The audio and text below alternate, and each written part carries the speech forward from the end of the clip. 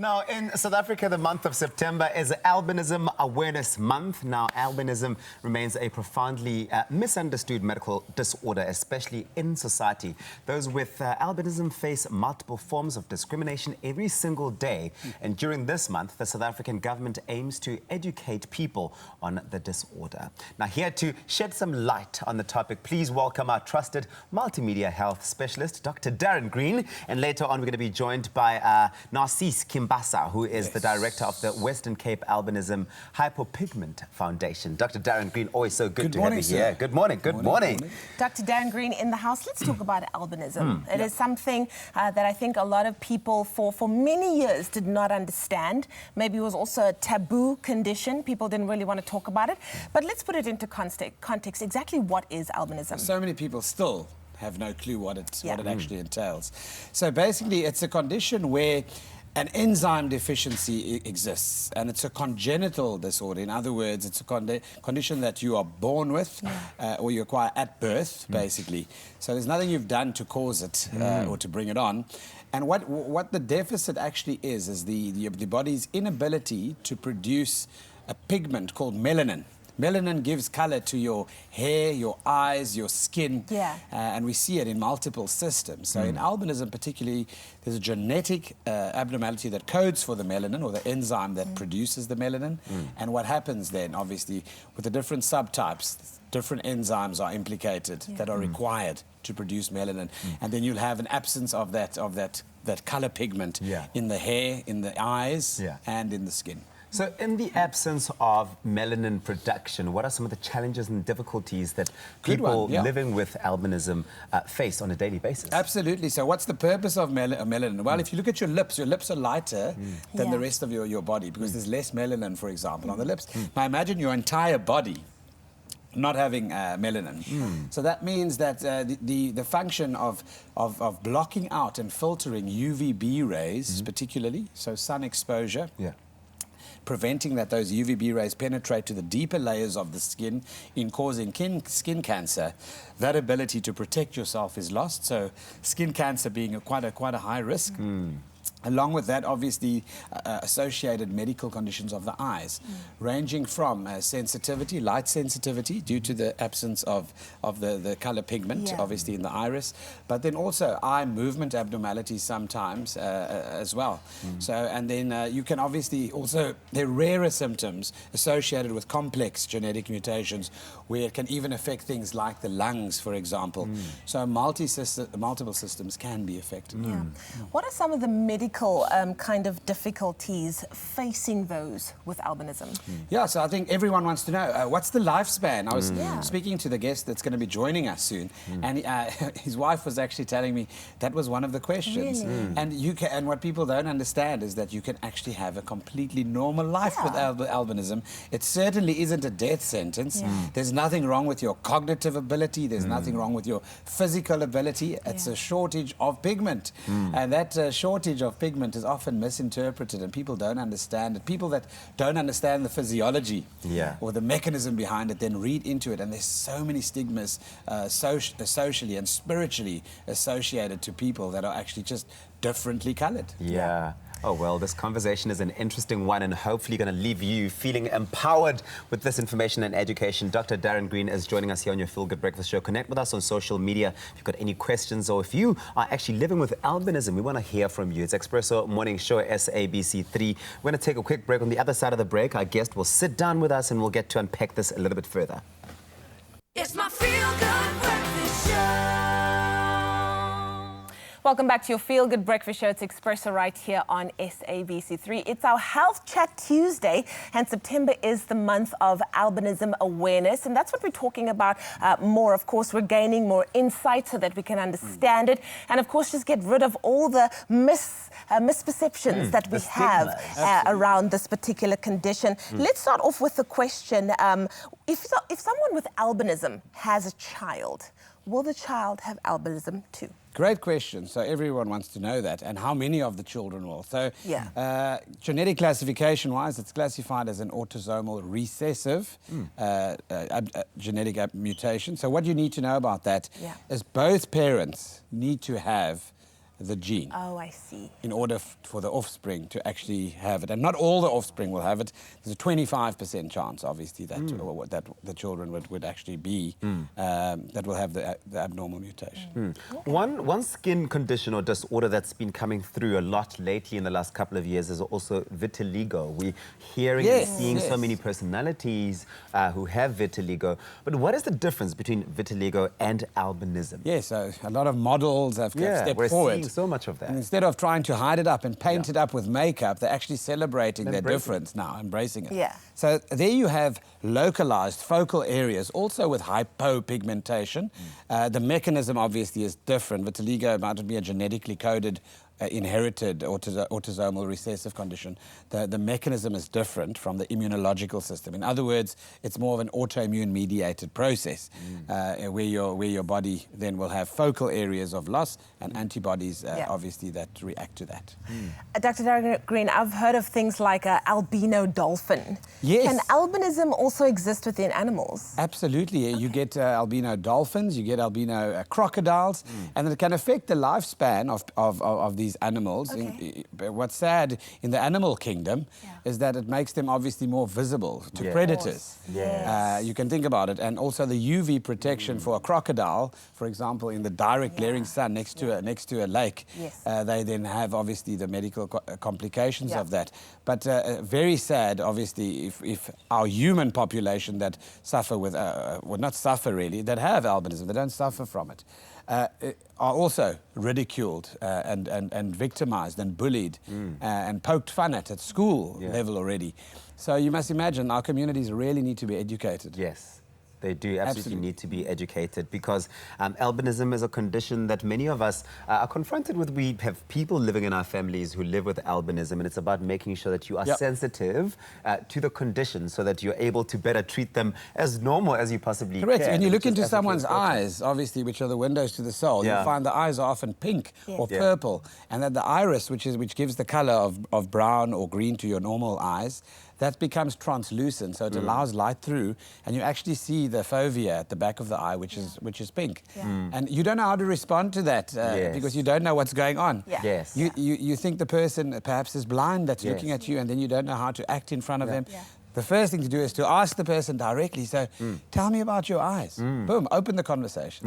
And then they'll explain it to you quite quickly. I feel like, I know so many people with albinism. Is it that we have more people with albinism in South Africa compared to the rest of the world? Where do we stand as a continent? Good question. So your rate, your incidence is 1 in 20,000 are prone in the rest of the world. In sub-Saharan Africa and in South Africa, we're looking at 1 in 4,000. Oh, wow. And that's much higher incidence in Africa. Specifically, it's also got to do with what we call the genetic terms consanguinity, sharing the same ancestors in a lot of our African descent through the entire continent of Africa. The penetrance in areas like Tanzania, for example, you've got in a population of 40 million, you've got 30,000 people that have albinism. Wow. So the issue for me is culturally and spiritually, people misinterpret these people that are actually so special as having magical powers, and being involved with things like witchcraft and so on. There have been terrible things that have happened in the victimization of people. I'm speaking about, really using their parts and selling their body parts. Well, we know that many have been killed in many African countries because they are believed to possess such magical powers that if you use their body parts that you would become rich. Or that they cursed, or blessed, or cursed, exactly. Depending on how you look at it. So I'm very excited to meet our guests to shine as well the spotlight. Today. Exactly, and we are going to be joined by Hypo-Pigment Foundation, Narcisse Kimbasa, who is going to be sharing his personal story as well as telling us more about albinism from his personal experience. So definitely keep it locked to your Feel Good Breakfast Show, Expresso, right here on SABC3. Dr. Darren Green joins us as well as our guest after this. It's my Feel Good Breakfast Show. Welcome back to your Feel Good Breakfast Show. It is Expresso right here on SABC3. Now, September month is Albinism Awareness Month, and we've been talking about it, of course, getting some more clarity about this condition. This morning, we've got from the Western Cape Albinism and Hypo-Pigment Foundation, Mr. Narcisse Kimbasa. He's here to share his personal story and, of course, his journey with albinism. Narcisse, welcome to the show. Thank you very much for the opportunity. Narcisse, it's so wonderful to have you here. I know you do such big work involved in the communities of people living with albinism, but how common is albinism in South Africa specifically, and why is it so common in Africa just overall?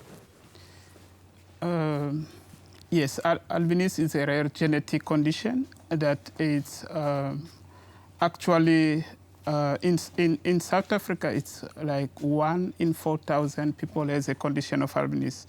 And when I did some research, I found that some of provinces have more people with a condition of albinism than others. Oh. So actually, it's only expert on genetic maybe may explain deeper on what is the reason. But as is a genetic condition that is related and a returns condition, so it might happen that some region more people have a condition of albinism than other provinces. You might find, for instance, in Western Cape, 1 in 4,000 people has a condition of albinism. But if you go deep in Free State, you may find that 1 in 2,000 people can have a condition of albinism. Wow. What's your experience been like living with albinism? What have been some of the challenges that you faced? That is quite a great question, because the challenges goes from the family to the school to workplace. Okay. And starting from the family,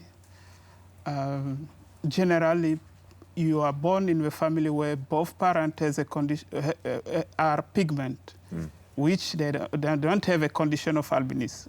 And my personal experience is that I was not only lucky, but maybe I was blessed and privileged to be the second person born with a condition of albinism, which means that my parent went through the first child that has a condition of albinism. And having the second child with a condition of albinism, they start understanding what are the challenges that you go through. But it's very tough when you are the first person born with a condition of albinism in your family. Yes. And then my brother that was the first born with a condition of albinism actually take me through, and then he explained to me that his experience was quite tough because the family has to understand what is it, and not a single doctor at that time or nurse could explain better, because in those years it was quite not easier. There were no awareness, and there were no facilities or reading that parent can go and have access. So his experience was quite difficult, but one point was sure that my parent, especially the father, was educated, and then he started reading and found out what is about. And in that instance, he had the support of a mother, because the mother was a Christian, a believer. So she believed that God never made a mistake. If there is a child is a child, regardless of a color or what. So in that instance, my mother took a step to say that provide everything for the child to go to school and study. And then my first brother that has a condition of albinism, actually when he started school, the first challenge was no one could understand the condition, because sometimes you go to mainstream. So he didn't go to special school, he went to mainstream, and it was a challenge. But as parents stood, like I said, the challenge starts with a family. If you have a family system support, you will overcome those challenges. But if a family is afraid on unknown, because it's a situation that for many families, they're afraid for the genetic condition. So my mother took the step to say, I will stand for, and then I will be proud to take this child everywhere I will go. Wonderful. And that was a strong message in her community, because she carried the child with pride, and then that boosted the confidence of my brother. And then he was very brilliant, and that he made my life very easier. In the time that I was born, everyone knew that, it's possible to raise a child with albinism with no problem. And that's why I was very, like I said, lucky or privileged or blessed to be in that family. And for me, it was a blessing to have such mother, because she gave everything that could make my life very easier. And from school, she always need to put everything on standby to go to explain to the teacher that this child will need a handout. This child cannot see on the board. Can you assist this child? So that facilities, that support from the family, it's a boost for the child. Yes. Because when you hit the grade 1, you had a challenge of no one understand, and they call you names, you know, they call you names. Bullying, yeah.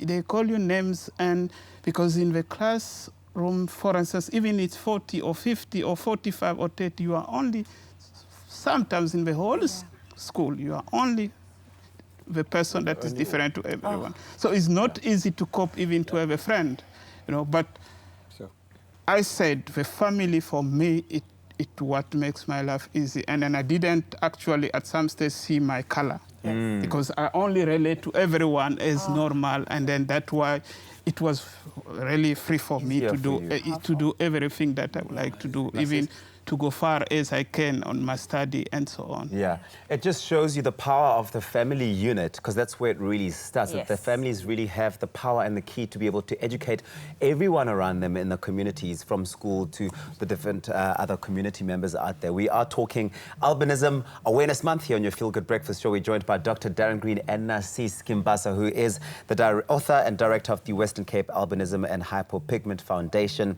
Narcisse Kimbasa, and he's got such an incredible story that he's been sharing with us. This conversation goes on, though. Yes, we are debunking myths around albinism after the break. It's my Feel Good Breakfast Show.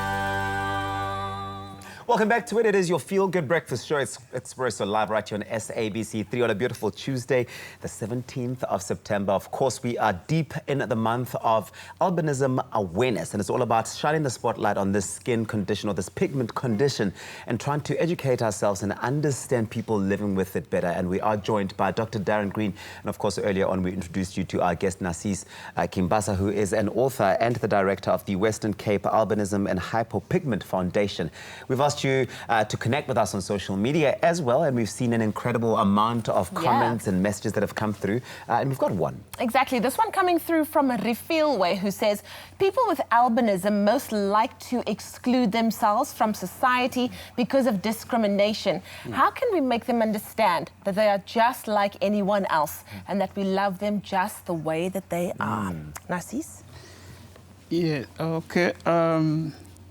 I don't think so is a deliberate decision to exclude themselves. But like I said, the tuning point is the family. Yes. And that's why even in my book, I insisted really much on the role of a family. Because if a family understands the condition of albinism, they will be proud to realize that a child is a child, regardless of a condition. And then is a manageable condition. Absolutely. And that is quite interesting, because albinism is compared to other conditions. I will not go deep, but albinism is a manageable condition. It's a stay away of the sun, some hours, and manage the eyes. And that makes the family to understand that if you take care of a child as a child, regardless of a condition, the child will have a confidence. And that's why, as a person with a condition of albinism, we try as much we can maybe to project in the sense that we will help others to understand that there is nothing actually can stop them to do what they want to do. Because for many parents, they keep a child indoors and they're afraid to take the child out in the public because they realize that people will laugh at them. What happened? Why you have this child, but you are black? Maybe you had intercourse with a white person. Maybe it's those reality and myth that put the child in low esteem. And because you grow up in a family that doesn't want to take you out there in the public, and it will be difficult for you, even at late stage or even when you grow, to be confident or to go out or talk or stand for. And then for my experience, I think it's not many people had that privilege. And then for today, that when I do the work part-time on the organization, I realize that many parents ask you those questions. I have a child with albinism, what can I do? But it's a child. So how can you ask a question, I have a child with albinism, what can I do? But if it's a child, it's a child. Start firstly considering a child as a child. And then from there, you have a support group and understand what you need. But for many parents, it's a shock. It's understandable. That's why today, this privilege of raising awareness maybe might help potential parents to realize that if it happens, because the probability is not given that you will give birth to a child with a condition. But even those who gave birth to a child with didn't expect. But they have to adjust at that moment how to take care of a child, how to respond to the situation, how to be proud of their child. And all those makes a child to grow in an environment that boosts their confidence. And today, with many albinism organizations across the country and the continent, we realize that more and more people with a condition of albinism that can stand and promote.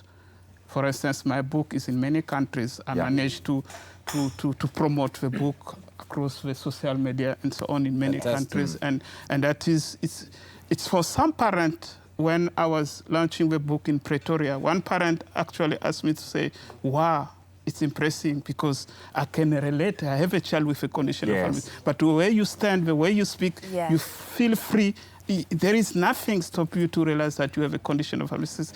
And that actually will help many parents to realize that you can be proud of your child and give a child the best opportunity that he can as a child. Narcisse, the work that you do with the Western Cape Albinism and Hypo-Pigment Foundation is absolutely incredible, and it's good to see that there are foundations like that and the talks that you do around the continent. But Dr. Darren Green, what sort of medical and professional assistance is available and structures are available in South Africa specifically to support people living with albinism? Yeah, so you'll find that obviously the dermatologists and the ophthalmologists are the people best qualified to handle some of the challenges that face people with too little melanin, that pigment we spoke about. So often in our government sector and in the private sector, we have these specialists available. The secret is, with the families being educated, like Narcisse, is to get them to be assessed as early as possible, to get the counselling regarding skin care, regarding your eyewear specifically and your vision, to maintain it as best as possible and look after it. And then obviously also to educate the family. So those practitioners in the medical field have that responsibility as well. And Narcisse, finally, what kind of support groups are available to people living with albinism, specifically regarding the Albinism Awareness Day that's taking place in Philippi this month? Yes, the organization has some structure in the sense that one of the objectives actually to raise awareness and support group. And from support group, we found it very interesting. We work with a special school for the blind in Belleville South, that some parent that already has a child with a condition of albinism that come together to say that they can motivate others because they already overcome the challenge. Because like I said, both parents generally are pigment when they give birth to a child, so they know nothing about the care of a child. So we have a support group that were in Kalicha, and sometimes we had in Delft where parents come together. But actually the work of NGO is always about funds, because the more you have fund, the more you can reach many areas, because parents were saying we could even reach other areas, but for limited fund, it's sometimes you can only work in a limited space. But hopefully with all these challenges that the person with albinism is going, many government are aware to put some fund available so that many support group can be available for parents, so that once a child is born with a condition of albinism in the hospital can refer to the organization, and the organization can activate a support group of parents to support the mother that has a child with a condition of albinism. It's a big, big conversation that must be had. Narcisse, thank you so much for joining us and for your time and for just the amazing work that you do out there. We need so many more of these stories coming through, because people living with albinism, they live amongst us. They're here, they're our brothers, they are our sisters, and we've got to make sure that we give them the platforms to be able to do this, to speak about it. And Dr. Darren Green, of course, always so fantastic having you here. Thank you. The month of September in South Africa specifically is all about shining the spotlight on albinism. And so go out there, challenge yourself to go and learn, so that you are able to make it easier for everybody to exist amongst us, because we're all normal and the same. It's just a pigment issue, right? Exactly. Thank you so much, Dr. Darren Green. Thank you, Narcisse. Thank you very much.